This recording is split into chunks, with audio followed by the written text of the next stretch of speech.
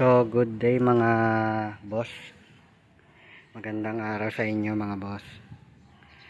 So, pag-uusapan natin yung about dito sa ating Honda Click version 3 2023 model o yung sa ibang motor na bagong kuha yung kanilang ORCR, no?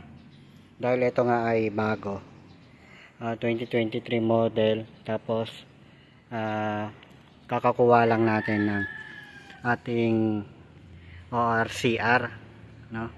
Bali, bibigyan ko lang kayo tips at tandaan nyo na din para sa mga baguhan na katulad ko na bago lang din ako sa itong motor na to. Bago ko lang din na nakuha yung ORCR, pero yung dati meron akong motor bago rin, ay nakuha ko rin yung ORCR syempre. So ilang buwan din, bali 40 days bago ko nakuha yung ORCR, no? Noong nakarang araw lang, 40 days yon simula nung nabili ko tong Honda Click version 3 2023 model. So umpisa na natin yung ating topic, no? So kapag nakuha nyo yung ORCR, so kapag akin kasi ito ay cash ko binili, no? Bali cash ko nabili. Yung iba is yung sa mga ibang kumukuha siguro installment, sa akin cash, no?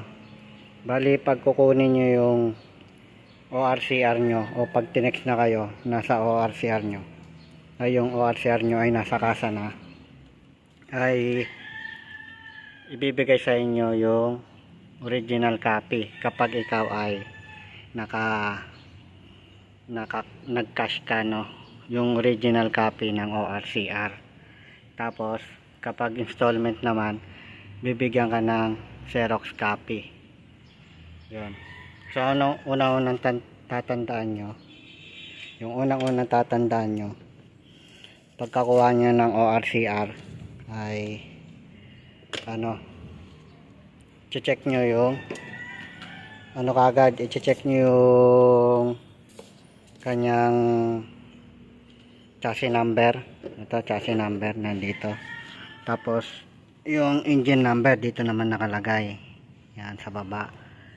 Yung chassis number tsaka engine number kailangan parehas na parehas sa inyong ORCR. Yan, ORCR, no? Yun yung una-una nyong titignan, lalo na sa original. Sa OR, sa CR, check nyo din kung parehas, no? Yan, meron tayong Xerox copy.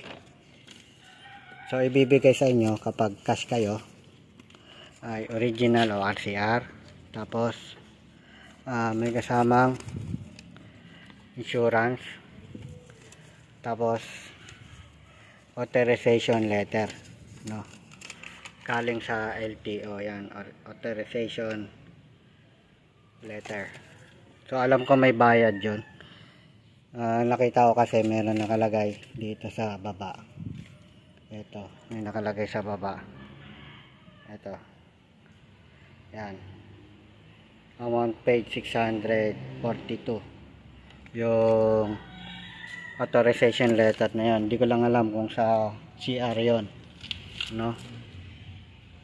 Kapag wala kayong authorization letter, hindi kayo pwede mag kabit ng plaka na nakalagay is plate number nyo, no? Alam niyo naman siguro yon, yung plate number.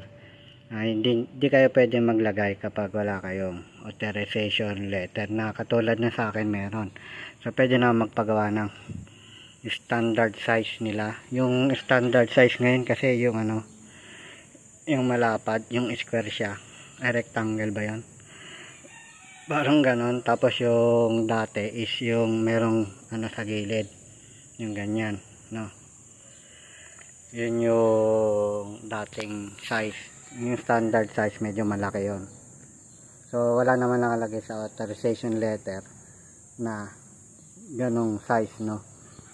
Binasa ko kasi sa authorization letter, pero siguro dahil nga 2023 model, kailangan mong sumunod sa standard size na ngayon, kasi pagkakaalam ko 2020 ata yun yung 2021 yung kailangan standard size na nung ating mga plaka, no? Ayun. Pero sa authorization letter walang nakalagay na sukat, no? Basta nakalagay lang yung atong RA yan. Yan yung section yan. Tapos may dry seal yan. Pagka gumawa na kayo ng ng plaka o nagpa-improvise kayo ng plaka, kasi dahil nga wala pa tayong plakang available, magpapagawa tayo ng sarili nating plaka, no, na naka-indicate yung plate number natin sa ORCR. Tapos kailangan dala natin yung authorization letter. Ito, kailangan dala natin yung authorization letter na may dry seal, no? Kasi kung Xerox lang yung authorization letter, hindi pwede. Kailangan mo dalhin yon, yung authorization letter na may dry seal, no? Kasi nga wala tayong plaka na available. Pero kung wala kang authorization letter, pwede nyong magpalagay yung mga may kita nyo naman yung mga standard size na nakalagay yung MB file number, tapos may region 3, tapos kung saan yung kasa nabili, MB file number kapag naka-registered na kayo, no? Kapag hindi pa, pwede yung ganito, kaso sa police lang tinatanggap to, hindi sa HPG, sa police checkpoint. Sa HPG huli kayo kapag hindi pa kayo nakarehistro, no? May violation kaagad kayo na unregistered, no? Unregistered kaagad yun, makikita kaagad. Kapag registered na kayo at wala kayong authorization letter, pwede kayong magpagawa ng plaka na nakasulat yung MB file number. So makikita nyo rin sa OR nyo yung MB file number, no? Yun yung ilalagay nyo dito kapag nakarehistro na kayo at wala kayong authorization letter. Pero kung gusto nyo humingi ng authorization letter, pwede kayo pumunta sa kasa kung saan nyo nabili yung motor. Tapos pwede rin kayong dumirekta sa LTO mismo, doon kayo humingi ng authorization letter. Pero alam ko hindi kagad makakakuha yon, ipapunta pa ata sa district, kailangan pang i-dried seal. Yun nga, may dried seal, no, na naka-emboss o nakatatak dun sa authorization letter. Hindi tinatanggap yung Xerox copy nun, kunyari baka pina-Xerox nyo yung authorization letter, tapos dinala nyo, meron kayong improvised plate number, hindi o-honor yon. May ang tawag doon, may violation kayo sa plaka kagad, ang violation nyo, kasi hindi nyo dala yung original. Tapos kahit na naka-rehistro, may violation pa rin, kasi nga may gumawa ka ng sarili mong plaka na hindi pa autorisado, no, ng LTO. Ewan ko ba kung bakit ganun, no? Parang tanga yung mga batas na ganun. Wala silang plaka maibigay, tapos ikaw na mismo ang gagawa ng sarili mong plaka. Ba't kailangan pa ng authorization letter? Napakatanga naman nun.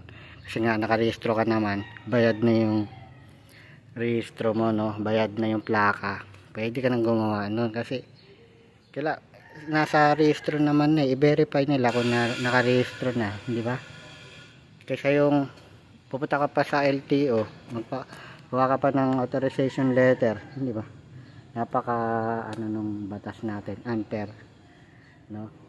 Imbes na makuha mo na yung sarili mong plaka na bayad na mismo sa binayaran mong pagpaparehistro, hindi mo pa makuha, hindi mo pa magawang gawin. Ngayon bibigyan ka pa ng violation kapag gumawa ka ng sarili mong plaka. at wala kang authorization letter, no? Napaka-unfair. So ito nga pala guys, yan yung ating ano ba tawag dito, ito yung armor. So meron tayong video nung nakaraan, ito yung guard wax, no? Ayan, makintab siya, yan makintab siya. So dinoble ko yung ano, yung pagpahid, yan, makinis pa naman, tsaka dumudulas siya. Tapos nung pinahiram ko dito, nadudulas ako. So wag nyo na lang maglagay dito ng ano, kasi madulas pag inupuan. So yun guys, at hanggang dito na lang aking video mga boss, at maraming salamat. Ride safe sa inyo. Mag-subscribe ka na rin sa aking channel, no? Thank you.